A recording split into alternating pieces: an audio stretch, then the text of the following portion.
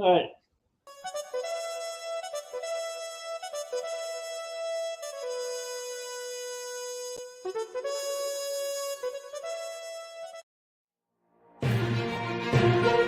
From Lewis in the Black Horse Pub.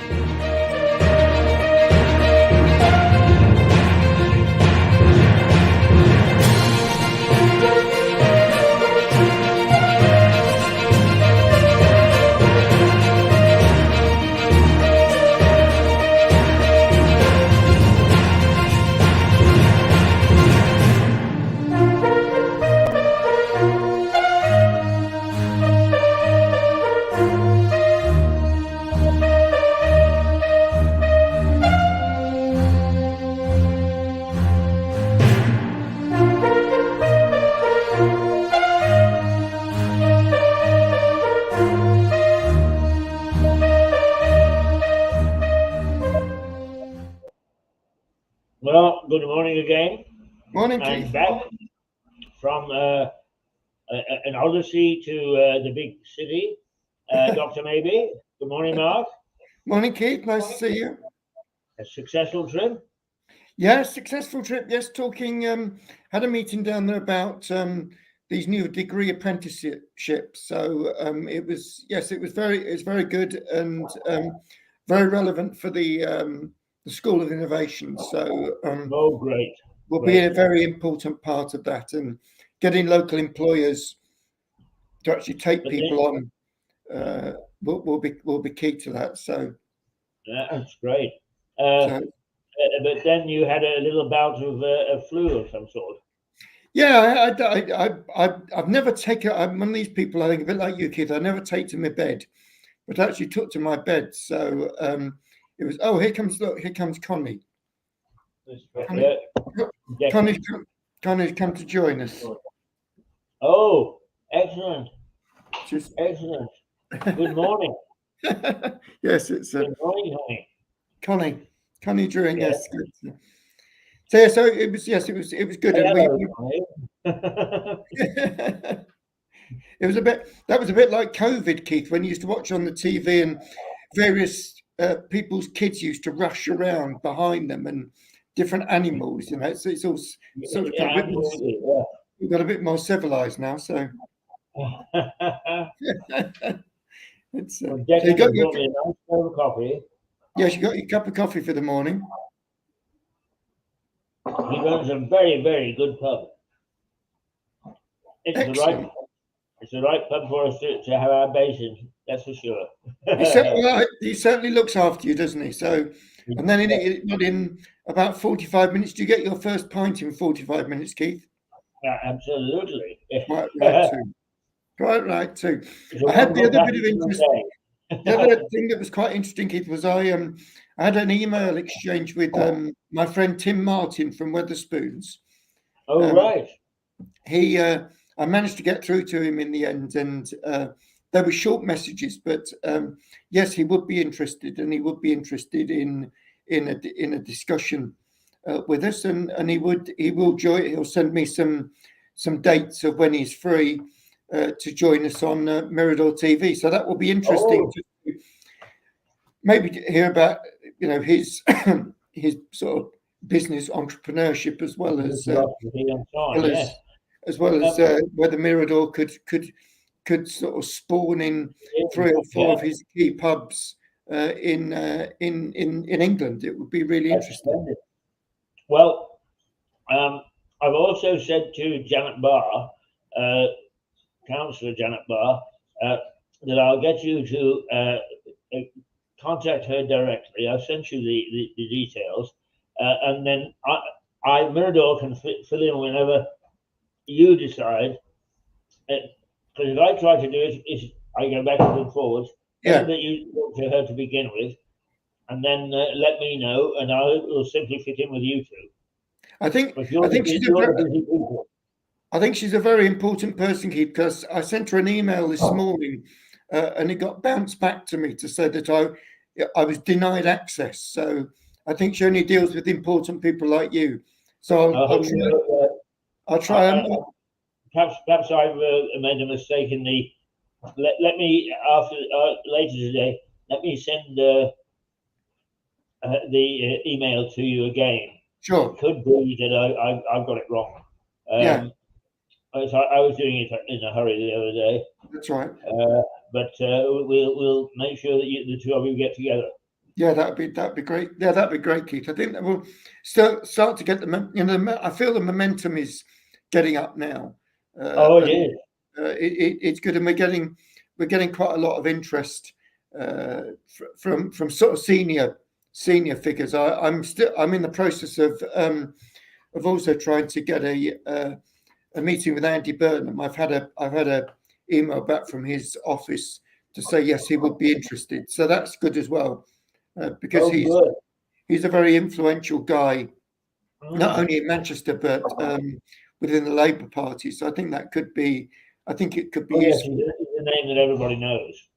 Yeah, and he's been around a long time, and certainly the things that he's done in Manchester have been very sensible. He's very measured. He isn't a raving loony. He sort of does things in a very measured sort of way. Yes, yes. No, he's got Manchester a very good reputation. Yeah, I think He, so. I think the mayor's fun enough. I think I don't know Sadiq Khan, but things always seem, whenever I go down and get a taxi in London, everyone moans about Sadiq Khan and mad things. But the two mayors up here, the one from Manchester and the one from Liverpool, seem to be really sensible sorts of people, and it does start to show how regional and local government can work well if you've got people that have got their feet on the ground. I guess a bit like Janet has in Lewis. She's got her feet on the ground. She knows exactly what's going on, and therefore represents the area very yeah, well, rather than these people that either parachute in. I was watching with interest yesterday that the by-election for Rochdale is coming up. And that lunatic George Galloway was on saying that what's he know about Rochdale? That those sort of Lancashire towns, they're unique. The people are unique in Rochdale, and I know that area quite well. Rochdale, Burnley, they're lovely yeah. people, but they're very down to earth. They're very grounded, and they deserve people to serve them well, and Yes.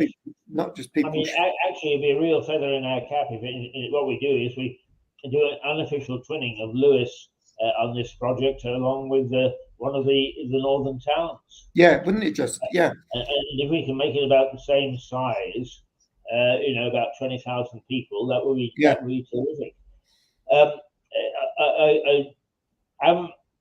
I'm talking this up, of course, and I must say that I'm getting whereas you're getting the big guns on board, I am getting the mass support. That's great. Everybody I talk to thinks it's a great idea. Yeah. Some skepticism because they've heard all these things before. Well, not Absolutely. exactly. Yeah. And not see them through. But of course, we're people that actually see things through to the bitter end, even if it takes a long time.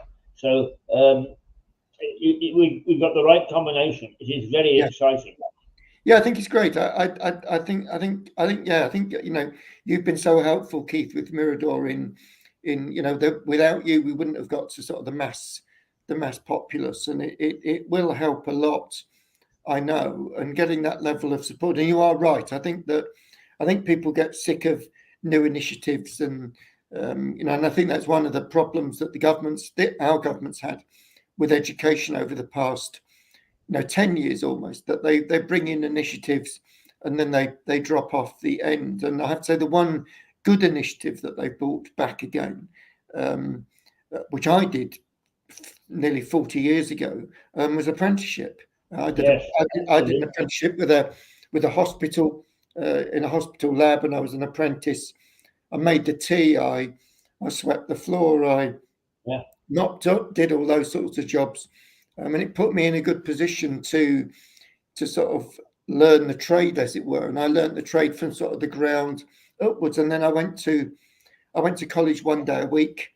It was an evening class. Went to an evening class one day a week and did medical laboratory science. And so I think those things coming back, reinventing the wheels, really is a really great thing. and I think sensibly so, because I'm not doubting the skill, the ability in a particular way that people that are coming out of university with a degree at the moment, but they haven't got any experience, and they get upset at being turned down because of lack of experience, and then they say, "How do we get experience?" But there is a big difference, and um, today, you and I would do things for free to get Yeah, the experience. yeah, And youngsters won't now. They want to no, know how much they're going to make. yeah, And as a consequence, they stay as baristas in the local coffee shop. yeah. That's absolutely true. They can't have their cake and eat it, No, as it were. And perhaps one of the things that we can encourage people to do is to do a certain amount. Everybody's got to live. Everybody understands that. But you can't go in and get a big wage straight away. no, If that's what you're expecting, you're going to be disappointed. yeah, So the University of Innovation is an ideal way to get both. yeah. I think so, and I think that a lot of you're absolutely right. I obviously have dealt with a lot of graduates over the years, and I say exactly what you say, Keith. I say to them, go and do some things free of charge. Go and offer your services to X, Y. They'll take you on. They're sure to it. They always need a spare pair, but you will get that experience. That experience will enhance your CV. But life. I think I've said this before, Keith. A really great guy that I met 25 years ago. A guy called John Coyne, Professor John Coyne. He was at De Montfort University when I was there, and he was my line manager. He went on to be the Vice Chancellor at the University of Derby. Wonderful guy. And he said to me, Mark, be nice to people because education's a very small area. And if you're not nice to people, it'll come back and it'll bite you on the arse. And how true he is. I think I've said this to you before. I know so many people now, and because we've become friends, it's much easier to do things. And I say that to graduates, be nice to people, do nice things. It sounds a bit cliched, but if you put people's backs up and you don't have those good interpersonal skills, but you learn. I think the other thing that we want to do with the School of Innovation that often graduates don't come out with are effective communication skills.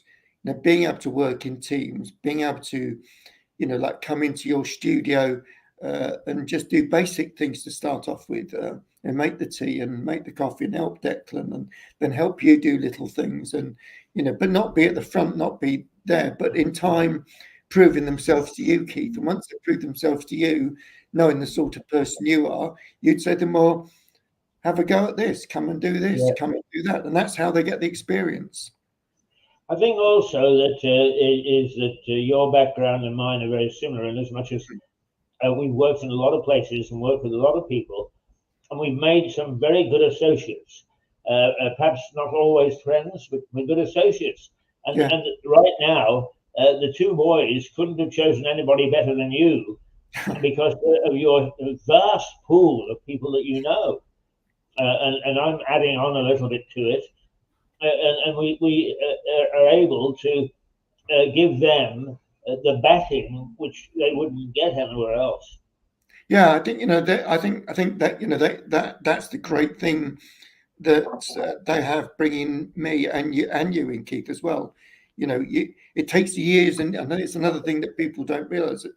That it takes years and years to build things up, and it's been interesting. I've been trying to go into a sort of semi-retired position, and a bit like you, Keith.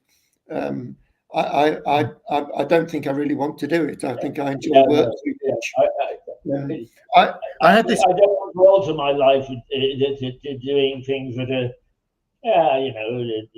they're nice. But who likes nice? Oh, horrible, horrible! Oh, can I have anything worse? No, can I have anything worse? So it's good, and I think you're right. I think that I've been able to resurrect lots of contacts that I've had over the years, people that I know now, and it does make a big difference. And I always say to sort of younger folk, think about your network, think about making your network, and I often introduce a few of them to LinkedIn, because LinkedIn's a really good way of making. I think some social media is a pain in the neck, and bombarded by things, but I do think LinkedIn as a social media is good. It gives you the opportunity to meet pretty good one, yeah. Different people, and most of the time, they seem to be. I don't do loads of it, but they seem to be. If you put something up, you do seem to get some really interesting, genuine replies back, and pick up on some useful networks that you can get into at the end of the day. Yes, I couldn't agree more. I mean, I just think that the concept that you and these young men have got, it's grabbed the excitement of everybody that I've spoken to and you've spoken to, and now it's up to us to drive it home. Yeah. And we'll have some people who will not approve of it. We'll have some people who will drop by the wayside. But generally speaking, if you've got a core group who are committed to it, it will work. Definitely. Yeah, I think that's why, although this initial bit has taken a lot of time, I've only been involved in the project for a year now, actually, but the project's been running for the lads have been doing it for 2 years now, and I met with them last week and said, look, come on, guys, year 3's got to be the year where we crack it, set it up, get it going. Otherwise, the time goes on and on, and you can have endless discussions, endless meetings, and then, as you rightly say, all the good folk think, oh, it's another one of those pie in the sky ideas. It's not going anywhere. Make mistakes along the way. Yeah, Let's exactly. make mistakes along the way. I mean, Mirador makes mistakes, and actually, what we've discovered is that people love to see mistakes. Yeah, they forgive you your mistakes. We put our fingers in our ears and get up to let people in, and all the things that we're told television should not do. And I was in the doctor's surgery the other day, and the receptionist said, "Oh, you're the television man," and I said, "Yes." She said, "I love your television." She said, "It's fab." and she wasn't. She was only in her late 30s, so we're not just appealing to older people. I know.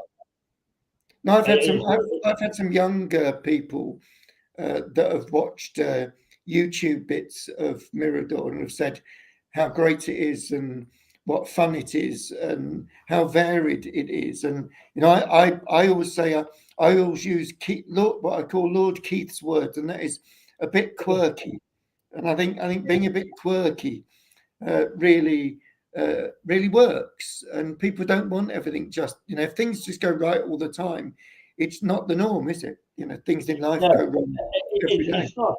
And the other thing is that why would anybody want us to replicate the BBC? What they do, they do extremely well, and they've got the funds to do it. We haven't, and we use our innovation, and that really is if Mirador helps young people to understand what innovation is all about, so much the better for our university. Yeah, no, exactly, and I think that's why it's been such an invaluable venture between Mirador and School of Innovation, because it opens doors that would never be open. And in fact, had we not joined with you, Keith, we'd most probably just be stuck in Manchester at the moment and thinking, oh well, we started all in Manchester, but the thought now that we'll start in Manchester and Lewes as 2 hubs, and then as you say, I think moving up, what would be really interesting, I thought about this a fair bit, was to link Lewes up with another town of similar size, as you said, somewhere like Burnley or Clitheroe or Colne, that don't have a university on their doorstep. Also, who don't have a television station and who have a pub that willing to willing to let the morning be used for a small television operation. Yeah, and we can assure them that the pub that we're at the moment is that Declan, mind you, he's an exceptional person, but nonetheless, we don't disrupt his operation too much. No. He sometimes has to get ready at the last minute once in a while. But does he open the doors at 11 o'clock, Keith? He opens at 12. 12. But we don't like to push him too much. But I'll tell you what I'm going to do, because I love these cross things, is I'm actually going to send the invitation right now to Melissa, because I know that you enjoy talking to her. And, lovely. Yes, Melissa. The conversations are very good. So while we're talking, I'm just going to send it to across the pond.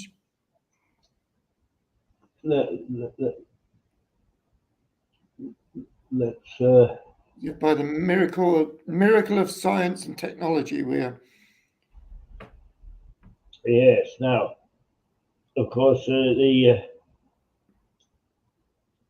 join me on StreamYard. The normal technology. As usual, it doesn't do what it normally does. Normal thing, Keith. Normal thing, Keith. Yes, absolutely.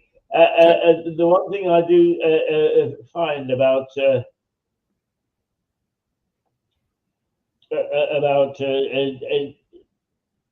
IT is that it never does the same things twice. Here we go. No, it never does. It never seems to do. You can practice things 10 times, Keith, and the time you want it to work, it never does. No, that's right. We've let's see.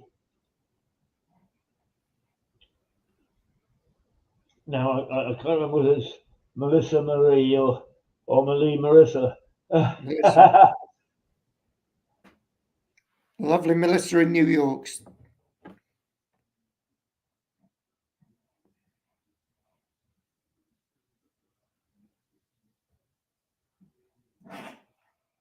So we're now waiting for Melissa to join us.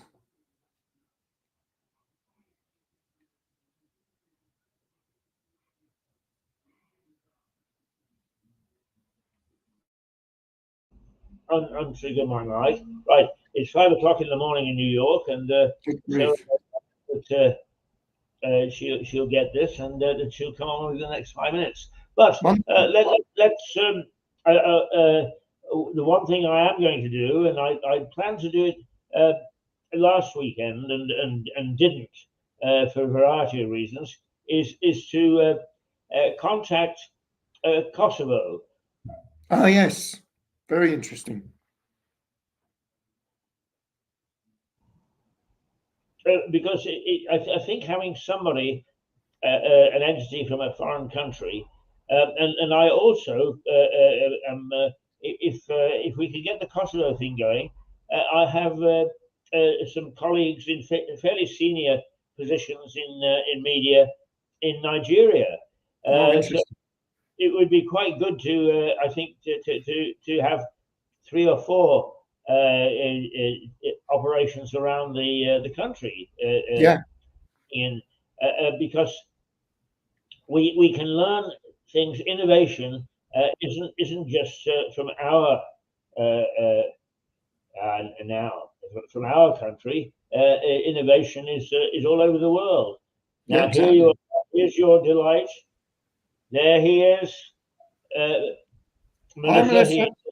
He's waiting for you. No, you must need that cup of coffee at this time in the morning, Melissa. Oh, for sure. Yeah. The smile is painful right now, but it'll get better. It'll get better. Yeah, I'm believing enough. It's 10:35 here, but for the first time in weeks in where I live, the sun is shining, which is it's been like we've had so much rain here. It's just been persistent, literally persistent.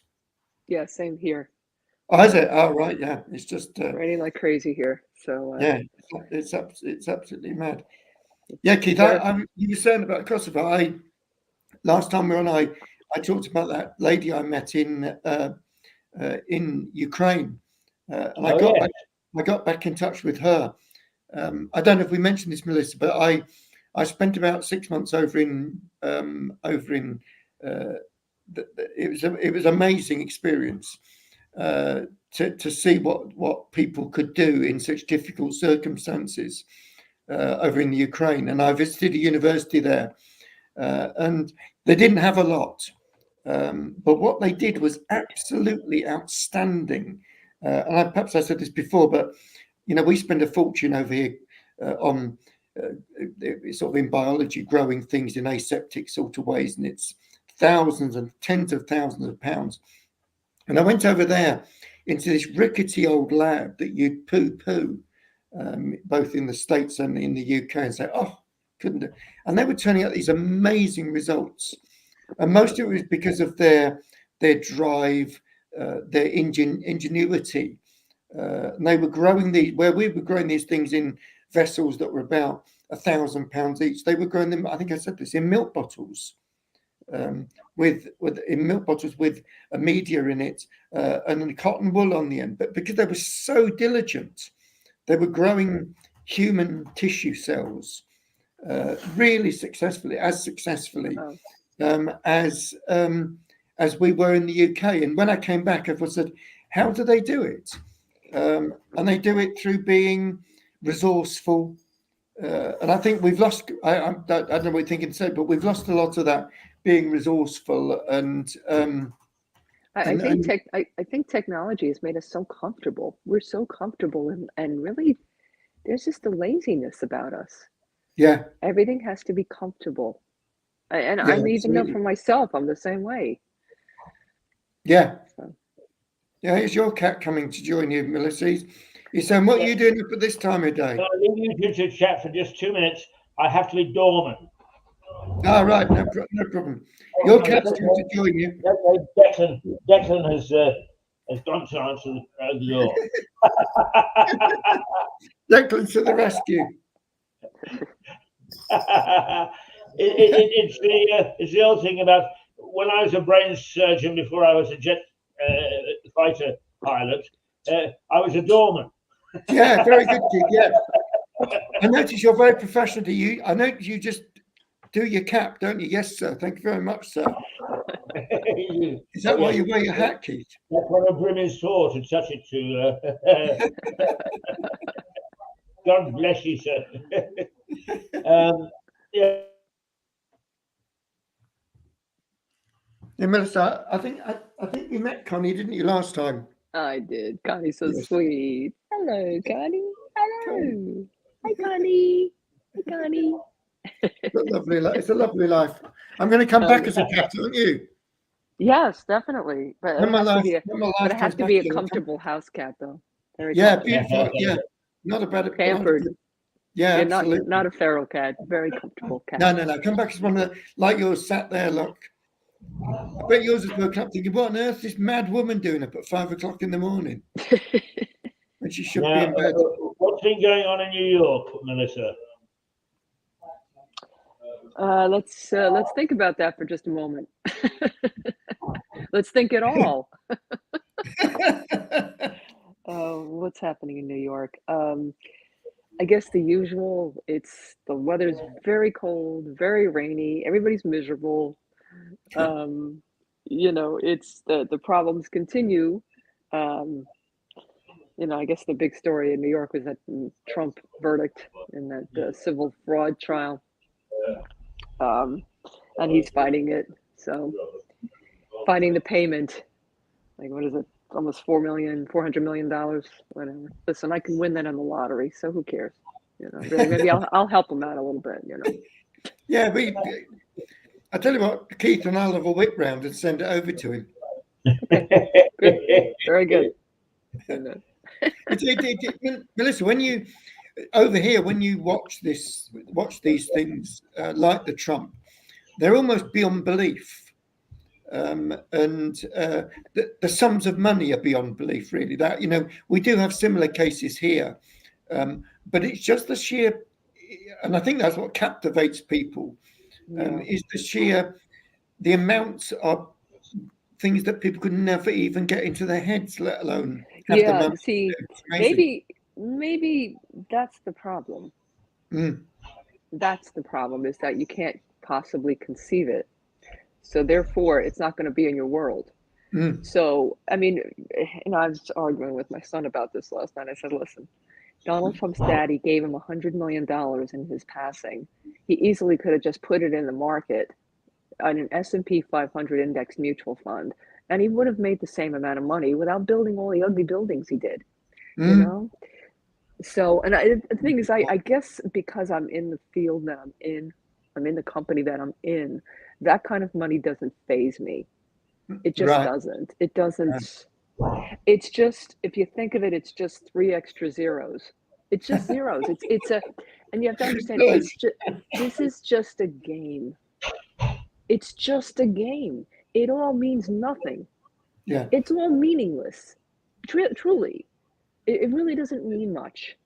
Because the minute, and I know I'm going to sound extremely morbid, but the minute you pass, it's Oh, yeah. over. The game's Yeah. done. This is a game, guys. So Yeah. how do you want to play the game? How do you want to play the game? Do you want to play the game as somebody who has no money? Or do you want to play the game as somebody who's a multi-millionaire, whatever, right? Yeah. So it's about what's in your head. If you can't conceive it, you can't live it. Seriously. To him, it wasn't any big deal because he grew up believing it and being immersed in it. So it wasn't a big deal to him. You see what I'm saying? Yeah, absolutely. So it really, a lot of it is upbringing. It truly Yeah. is. It's how Yeah. were you brought up? What are your thoughts? What are the thoughts that you developed from the age of 0 to 8? What do you conceive of yourself? Who are you? If I'm poor, well then, yeah, okay. There you go. That you've declared it. It's almost like you've declared it. Yeah. So, or if I'm unloved or whatever it is. But it's always your conception of yourself that is your world. There's nothing else. Nothing. Yeah. It's even in health. I'm very sick. How often I've said to myself, and I've even experimented, I don't know if you've ever done this, where I've said over and over again, just as an experiment, I'm sick, I'm sick, I'm sick. Because maybe I want to call in sick at work. Yeah. Right? Have you ever tried that? You want to call in sick at work. So you sick, I'm sick, I'm sick. And you start to feel sick. Yeah. Right? Or if you had done the opposite, no, I'm not sick. I'm healthy as could be. I'm so healthy. Yeah. I feel so great. I feel so great. I feel so great. I feel so great. What happens? Yeah. You can't call in sick anymore. Yeah. Yes, great philosophy that. So yeah, it's just interesting to see how what you put in your head is really kind of what you see. It's a game. It's a game, guys. Yeah. Yeah, but do you think Trump will get in, Melissa? Do you actually think he will get back in again? Yes. I do, yeah. Because the alternative is not doing anything, and we've got it's almost like the house is burning down, and he's planting tulips. He's not doing anything. Biden's not doing anything, and he's seen as a weak leader. It's almost like, all right, let's just bring Trump in just for 4 years. Let's scare Putin to death so that he shuts up and goes away. Because the reason is that Trump is so uneven and such a, we don't know where he's coming from moment to moment. And that puts somebody like a Kim Jong-un or Xi Jinping or Vladimir Putin on edge. You can't have a president where what the president is going to do. You really can't in these kinds of situations. You need a president who is kind of unstable.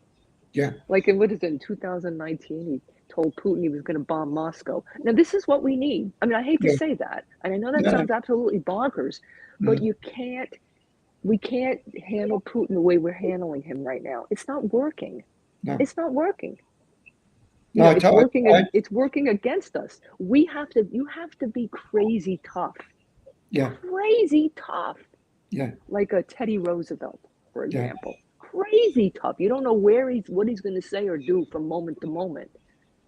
We know exactly what Putin is doing. My son did his senior thesis on. Oh, did I ever tell you that? I never told you that story. You're a professor.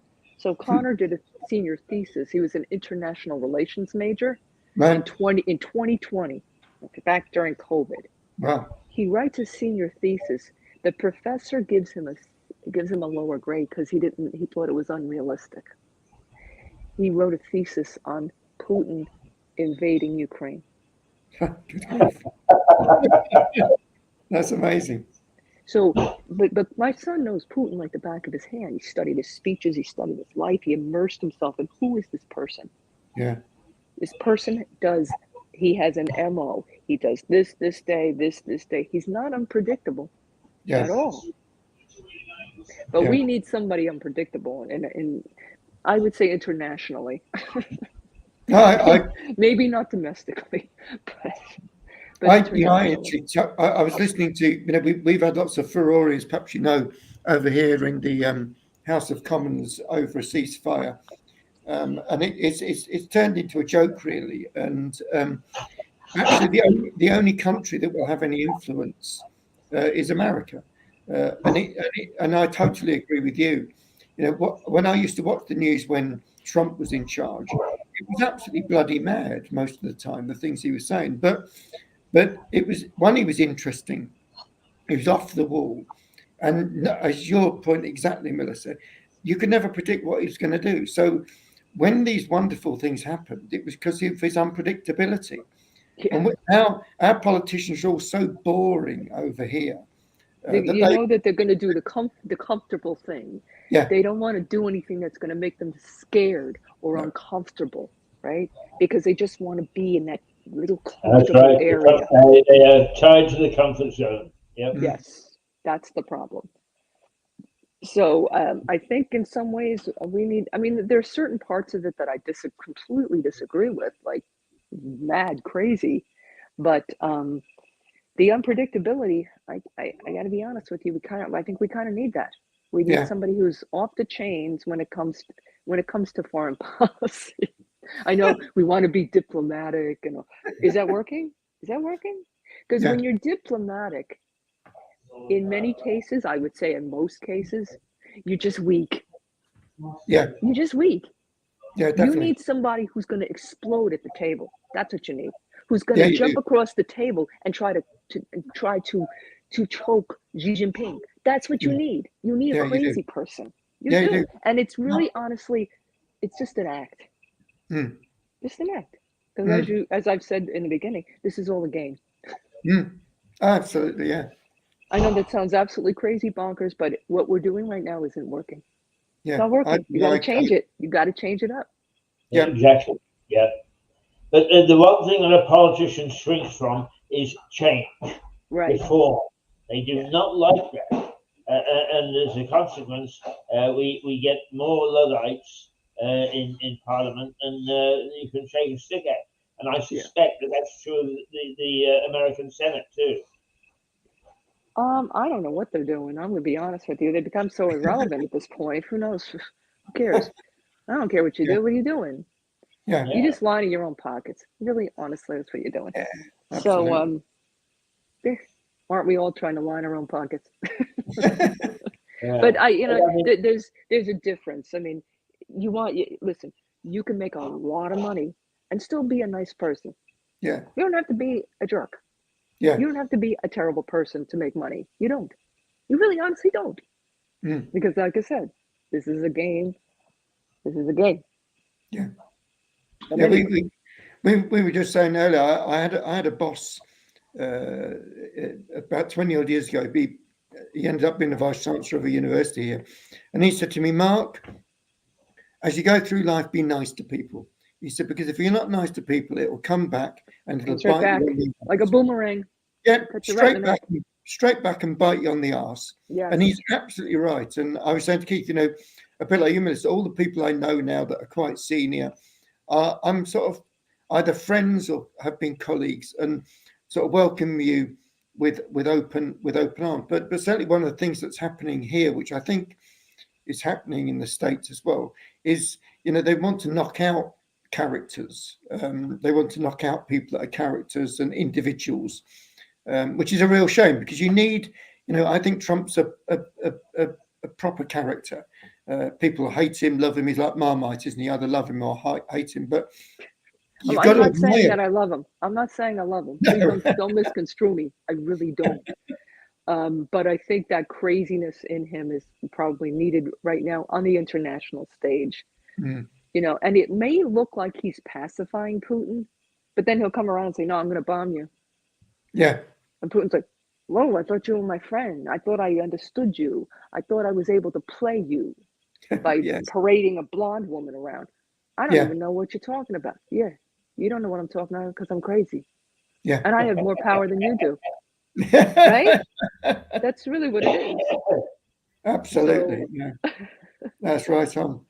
Yeah, that bombing Moscow, that was like, what? I thought you were my friend. No, I'm nobody's friend. So what's your your son is in international relations. What would, if your son was sat there now, what would his take be on it as a young person? Same take. You need a Good. crazy person Great, in office great. right now. Yeah. We can't continue in the way we're continuing because we will be involved in a World War III. We definitely will. Yeah, on this path with Biden. Biden doesn't know what he's doing. Biden he just doesn't even get it. He's really deep into the throes of dementia.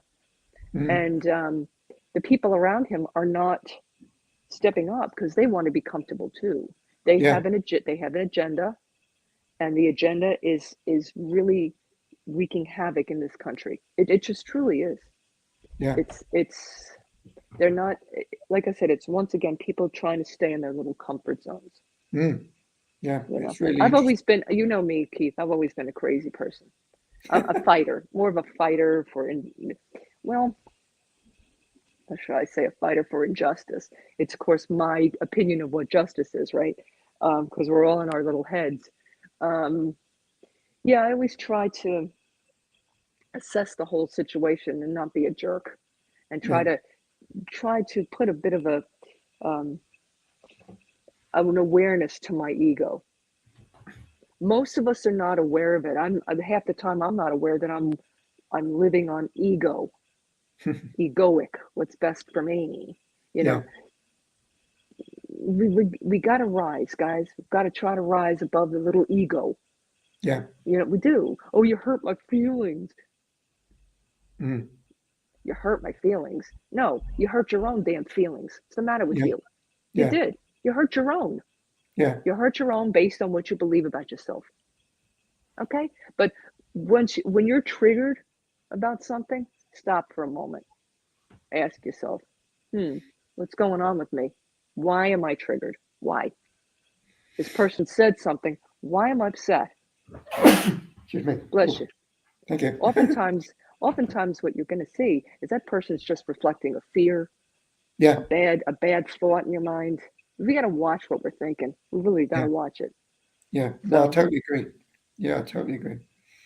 Yeah, interesting times. Yeah.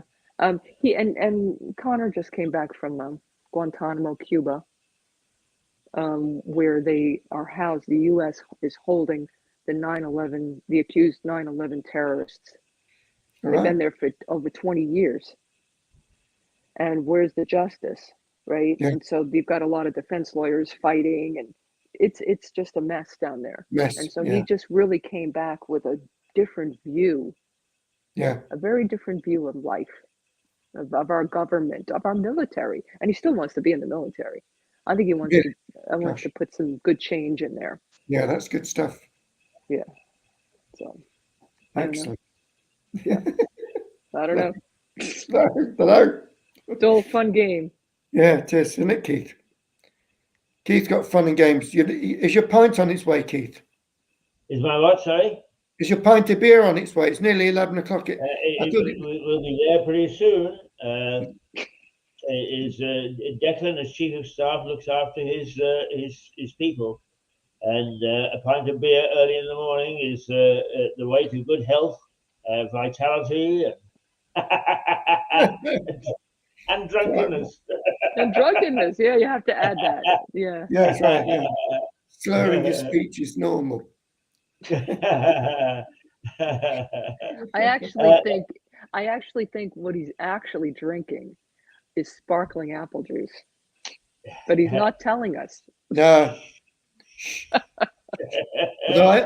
Although I know Keith quite well, and I've never seen Keith drink sparkling apple juice. Only normally wine. We had some good. We both worked at a college in London for a couple of years, and we'd meet in the morning for our morning coffee about 8 o'clock and chew over the fat. But then we'd go down to a pub called the Prince Albert in Notting Hill Gate, and we'd either have a pint or a couple of glasses of wine, and that would sort of end the day with a good wind down. But a good, yeah. I didn't see Keith drinking any. At what time was there? At what time do you start to wind down there? About any time after midday, I think. Yes. So how can you do anything after that? That's perfect. You see, you do nothing. No, we're inspired by Julia Roberts and Hugh Thingamajig at the next table. Yes. Yes. Well, I guess, there's something to be said for that, and I'll tell you what it is. It's going to sound strange, okay? Because everything coming out of my mouth this morning is strange. If you get up super early, like I got up at 4:30, and my plan always is to finish every single thing I need to finish before noon. Right. Before noon, because if I can do that, the rest of the day can be spent either in enjoyment, dealing with colleagues, things that are general, that don't require so much so much concentration. But I think what we end up doing is we end up getting up late, and throughout the day, we're trying to get something done. We don't get anything done. Yeah. No, that's absolutely true. Yeah, I don't get up that early, but I normally get up about 6 o'clock, and I do the same as you. I sort of set to and get loads of stuff done. Yeah. And then certainly by 1 o'clock, I'll finish.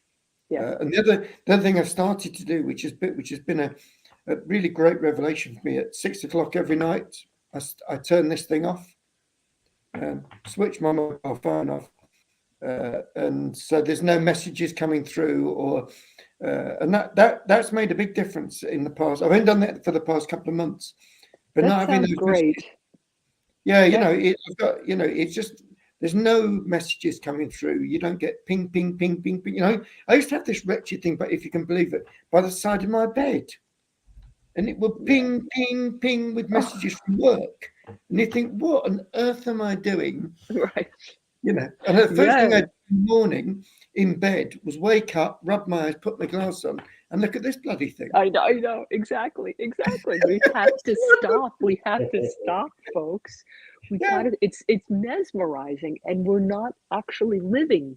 We're living through. Our eyes are attached to this box. Yeah, and that's our life. Believe me, I fall victim to it all the time. Yeah. All the time, and I do have I guess I do have a reason for it, and I'll give myself an excuse, is that, I'm in relationship with someone overseas, so that's my only communication with this person is through this box. Yeah, that's. But I still have to manage it. We still have to manage it and say, okay, it's just for that. But then you get hooked on something stupid. Oh, I got to read the New York Post. Yeah. You're right, because the psychology is that although you might say in your head, I'll just look at messages from person X, you then start looking at person Y and Z, and then everything. So actually, at the end of it, I've done that before, and I missed the most important thing I wanted to see because I was so busy on other bloody things, looking at them, and think, why am I doing this? This is madness. I know, it's so true. We have to do it. We have to do it like a 1 week. Let's do you're already in it. Maybe I'm going to do myself. I'm going to do a 1 week challenge. Yeah. And I have to, what would be a good plan? How would I do that? How would I get off the phone? What exactly do you do? When do you see it? When do you look at it? When do you not look at it? Yeah, well, I switch my phone off at 6 o'clock in the evening and switch it on at Okay. 5 o'clock in the morning when I get up. Okay. But it means between 6 o'clock and 10 or 10:30 when I go to bed, I've got those few hours of nothing. And then particularly, it was only that I woke up one night at like 2 o'clock in the morning, and I was so mad. I put my glasses on and started looking at my phone, and I thought, what am I doing?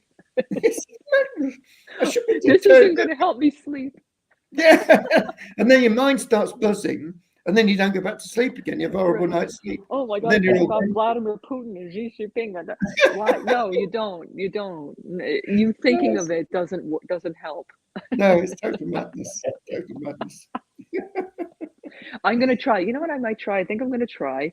Okay, let's see. Maybe I'll try 7 to 7. Yeah. Trying to figure. So 7 in the morning till 7 at night. That's the only time I could see it.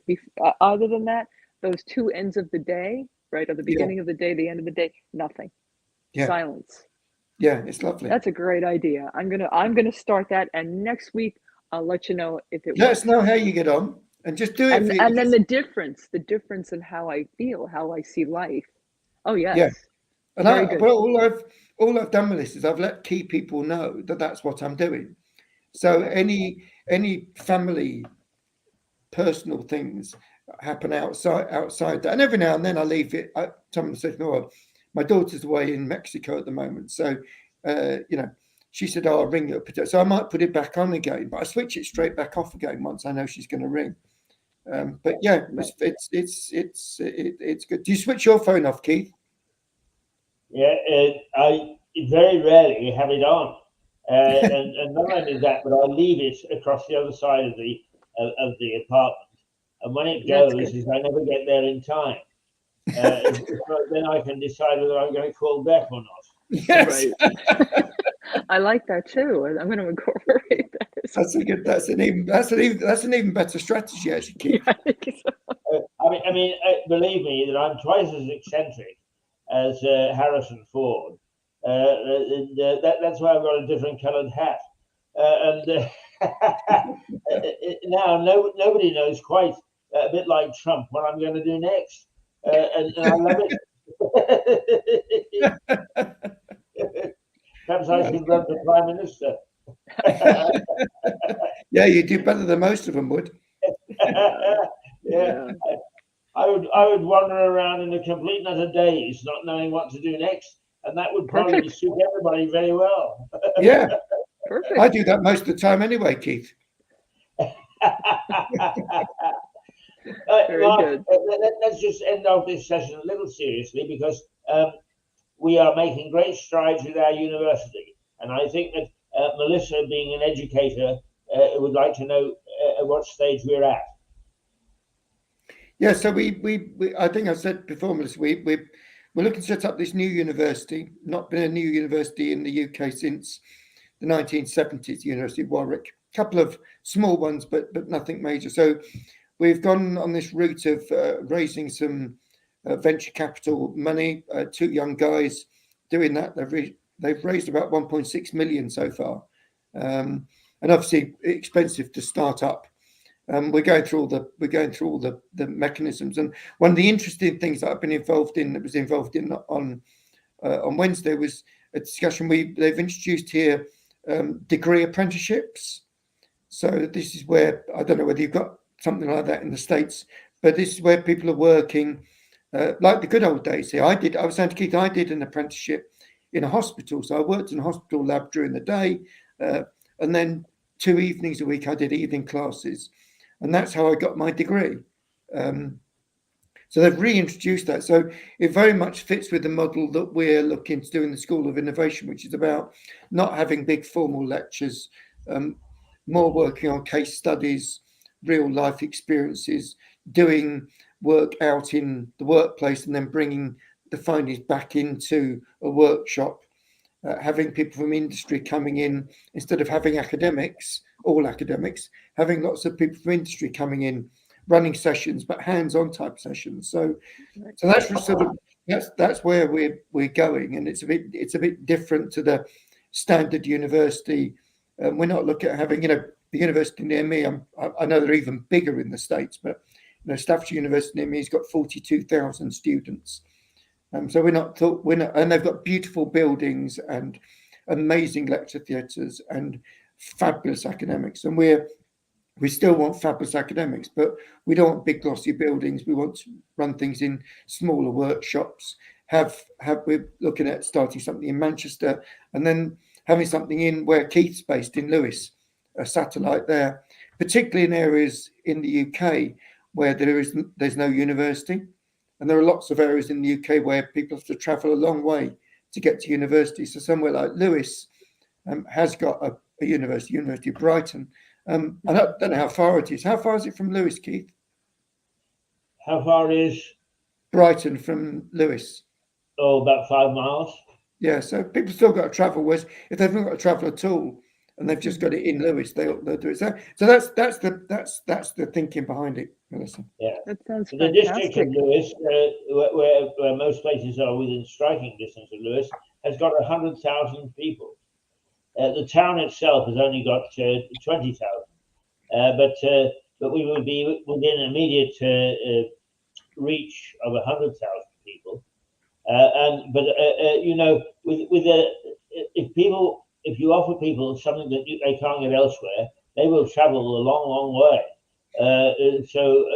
The important thing is to offer it. Right. Yeah. Sounds wonderful. It really does. That means I think that so you have your universities like your Oxford and your Cambridge, which, well, I don't even think they do this, but with this concentration on a more of a, what's the word? Like I guess a liberal arts education in philosophy and history and literature, those traditional classics. So we have that. I don't know how much they're really valuing that, because how do you have the big thinkers of your time? Where are your philosophers? Where are they? Right? You need those too, but then you also need to have those who can actually, kind of do things rather than just the thinkers, right? But you need the thinkers. You need both to.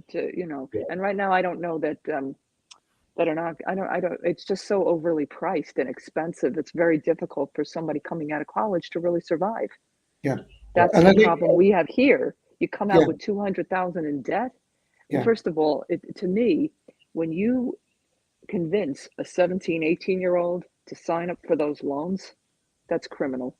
I'm gonna be honest with you. It's really criminal, because they don't really know what they're doing. When you're that age, you don't know what you're doing. You can't see into the future. You don't even have your full executive functioning yet. Yeah. And yet now you're tied. And when you come out of school, now all you have to do is pay off your loan. That's all you're living for. It's crazy. And it used to be, higher education in the UK used to be totally free up until 15 years ago, and they've slowly introduced loans now. Nothing like the States, Melissa, but £9,250. But my daughter left Coventry University 9 years ago with somewhere in the region of £50,000 debt. And you're absolutely right. She can't afford to get a mortgage because she's paying off. She can't balance living in London. Forget that. There's just no way. How are you going to live in London? No. Depends on your salary, certainly. But when you're just starting out, what's your salary going to be? But that's exactly right. And Zara should tell a raise to 40 something or £1,000, which for someone sort of 28 is a good salary over here.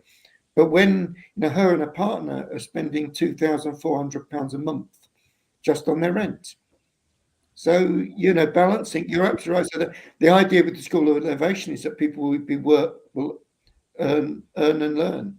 Right, so that's they'll fantastic. Earn money, they'll work, they'll have a job, and then they'll come to the uni maybe 2 days a week, maybe a Saturday and 2 evenings, in a very flexible sort of way. And the other thing we've been looking at is being able to encourage people, mature learners, so people that got little families. So if we have 2 evenings and a Saturday, They've perhaps got a partner at home, can look after the kids so they don't have to pay for childcare. So on that level of flexibility, it means that still in 3 years, they can still get a degree and they can still do all the study that goes with it. But they can have, they can have a family. And I had a lady a few weeks ago that said to me, I'd love to go to university, but she said, I earn £60 a day in my job, and my nursery fee is £58 a day. So £2 it would be impossible. Working. So I think this work and learn is. I think it's fantastic. I mean, I'm actually doing that now because I'm going for my master's degree at the City University. It's online, and I take one class a semester because I work 10-hour days at my job. So, but I'm still studying at the same time. And just one other thing I just wanted to mention before we go, Keith. This is a libretto for an opera, Elixir de Amor by Donizetti. And guess what? Guess who's singing in the choir? You. Me. And that came about because of an interview in Mirador 3 or 4 weeks ago. Exactly, that was because of Mirador. I met Stefanos. You're already doing good things. Yeah, last Friday, I met with what Suzanne. What I need you to do, Melissa, is to give me Suzanne's email again. Oh, I did send it, but I'll send it again. Yes, I noticed it, and then it disappeared into the funnel before I could actually retrieve it. So could you do it to me again? Yeah, I can send it again. But yeah, we had dinner in New York City on last Friday, and it was so lovely to meet Stefanos. We had a wonderful time. It was Suzanne, her husband, Stefanos, and myself. And I am so excited.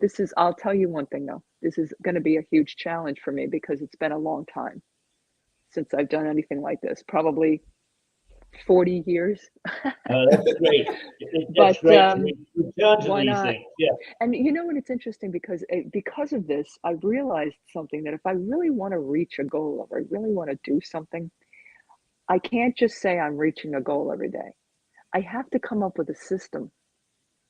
How am I reaching this goal? What are the steps? I mean, nitty-gritty steps that I have to do every day to learn my part. So what are those steps, right? Excellent. So I every day I have a step that leads me closer and closer to finishing and really knowing it. It's very exciting. Brilliant. Mark, this is a case study for the innovation. It's really, and it's interesting. There's a book called Atomic Habits by James Clear. You may have heard it. And it's really, you don't rise to the level of your goals. You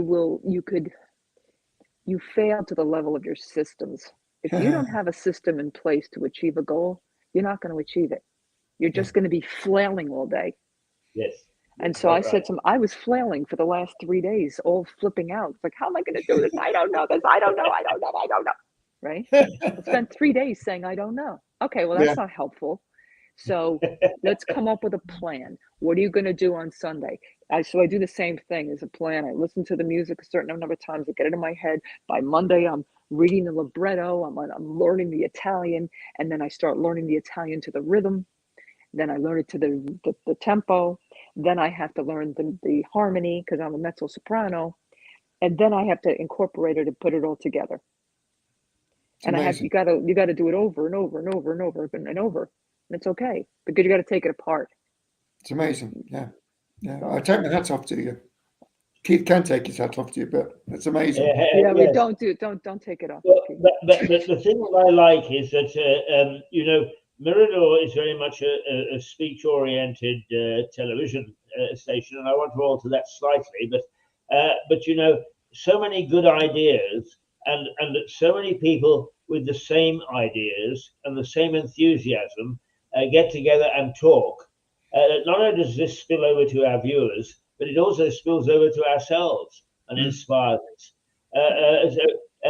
Out of fiddling around 10 years ago, is we really have got something really very worthwhile now, and on the verge of becoming even more worthwhile. And that's thrilling me, particularly towards the end of my life, you two have still got plenty of time to enjoy it. Oh, I don't know. Yeah, I must admit, I'm an admiration of you, Melissa. I think it's a fantastic challenge to take on board. It. Yeah, some days done. I think I'm absolutely bonkers for doing it because it's, you know, if I were retired, it would be so much easier. Although I don't know that it would. I don't know that Yeah. it would necessarily seem easier if, and once again, this goes back to who are you? Who do you think you are? So if Yeah. I'm sitting here thinking that I can't do it, I'm somebody who can't do this, well, then I'm going to be somebody who can't do this. Yeah. It's only going to be what you think you are. So I Yeah, had right. my son yelled at me. He says, I don't ever want to hear you say that you can't do this because you can. Yeah. So okay, all right, let's wake up, Melissa. Let's get a system in place and let's just work through this without being overwhelmed. But Brilliant. sometimes we can really overwhelm ourselves. Oh yeah, that's good. Yes. Yeah. Yes. I mean, I say to myself each day, I am what I think I am. I can if I think I can. Absolutely. It's just totally Yeah, right. that's And I know exactly right. it almost sounds a little cliche, but it's absolutely the truth if you think about it. Yeah. Really. Yeah, totally agree. You can only be what you think you are. You can't That's be right. anything more, which is why, so if you want to do something out of your comfort zone, out of place for you, you have to think that way. Yeah. You have to Absolutely. train yourself to think that way. So true. I am going to publicly walk on coals one day. Cool. Let me know and I'll be there. Let's see you do that. I'll be there with the fire extinguisher Yeah. and a couple of Band-Aids. I'll get you those special shoes, Keith. Well, I must remember to take my socks off because they do singe. Oh yeah, they'll smell too. Oh, The that's smell right. will be awful, Keith.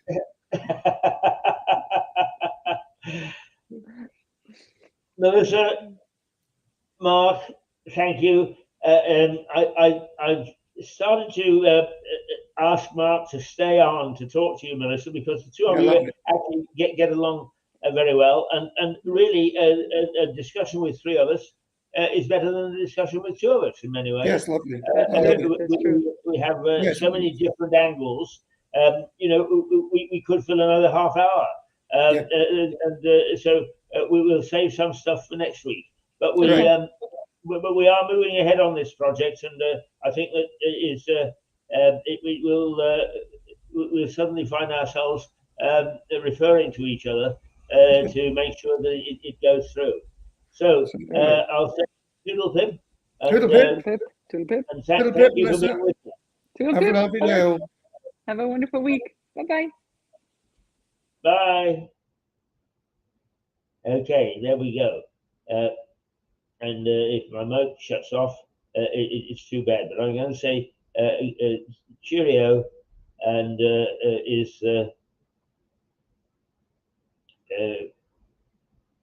we've had a very interesting morning, one way or another, with lots of different things. As the constant reaction is, gosh, you cover so many interesting things, and so many different topics, and that's right. So we will actually say toodaloo, and we'll see you on Monday morning, bright and early, with the 2 R's. Not the 2 R's, the 2 B's. And we hope that Richard is well again by then. Okay, toodaloo. From Lewis in the Black Horse Pub.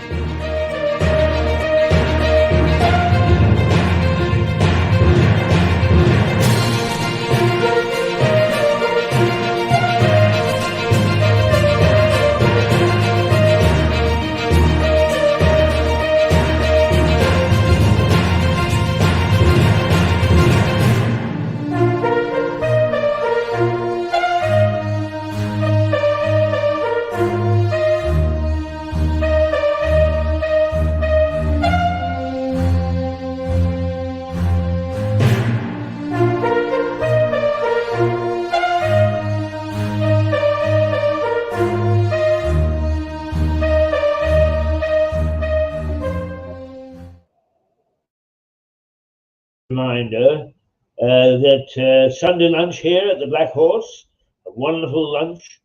Every second Sunday at 8 o'clock, a pub quiz, and tomorrow, the Six Nations, England versus Scotland.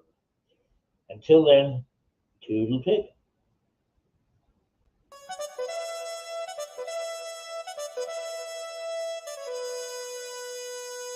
Thank you.